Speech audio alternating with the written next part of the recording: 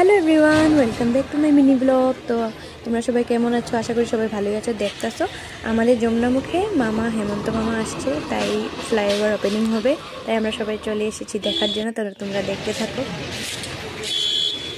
তো তোমরা সবাই দেখো, আমাদের চিকামারি ফিল্ডে মামা এখানে হেলিকপ্টার নিয়ে এসেছে, তো আমরা সবাই দেখতে চলে এসেছি। গুণবাহী চাহ বাগিচা জগন্নাথ কমিউনিটি হলৰো আজি আমি শুভ উদ্বোধন কৰিছো।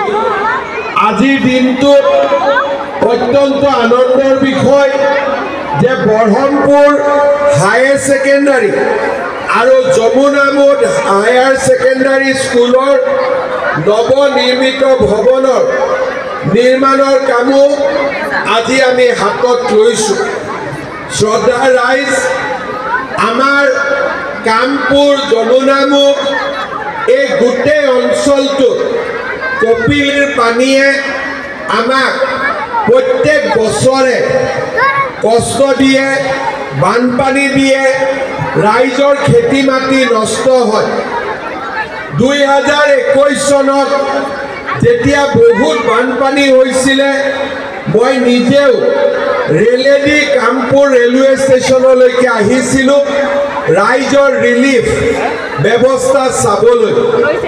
জিতু গোস্বামী ডাঙৰীয়াই আমাক কৈছিলে যে যমুনামুখ আৰু বৰহমপুৰ সমষ্টিক আমি বানমুক্ত কৰিব লাগে।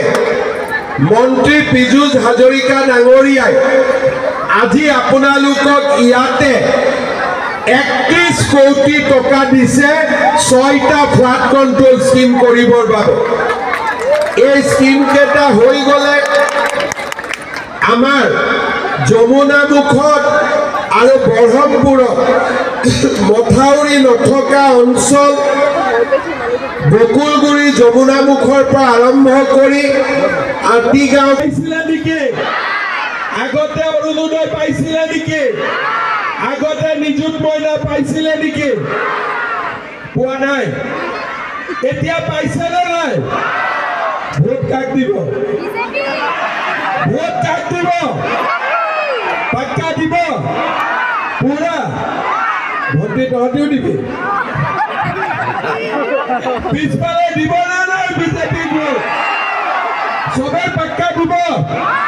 বঢ়িয়া। তেতিয়াহ'লে মোৰ লগত সকলোৱে ক'ব, ভাৰত মাতা কে, ভাৰত মাতা